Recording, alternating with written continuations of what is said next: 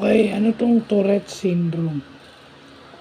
Since ngayong May pala is Tourette Syndrome Awareness Month. So, isa to sa mga psychomotor disability o psychomotor conditions kasi ito raw yung conditions ng nervous system na ang tao ay nagkakaroon ng involuntary tics. Whether it's a vocal tics or motor tics, yung paggalaw, yung laging kumikindat, nag-i-shrug, yung umuubo, nagtutwitch yung lips at saka yung nose. Minsan hindi natin alam, akala natin inaasar tayo dahil laging kumikindat. Hindi. Baka meron siyang Tourette syndrome. Ako, minsan may ganun din ako, cerebral palsy. Parte rin yun pala. O yun, naalala ko na.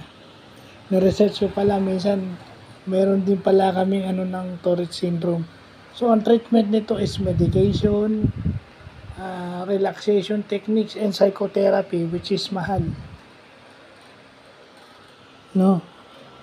So, ang causes nito is bacterial infection, genetics or namamana, at saka neurochemical abnormalities. Pag sinabi mo neurochemicals, yung mga chemicals o enzymes na nasa ating nervous system na nagkukos ng mga involuntary tics na yon. So, yan. Butit na lalaman natin yan. At ito, dahil nag-jerk to, siguro naman classified na to as PWD, no? Pero kasi nagagamot. Kumbaga para hindi ka mag-tick, kailangan uminom ng gamot. So, hindi natin alam kung kasi ito siguro kasama sa PWD dito kasi wala pa namang case nito sa amin.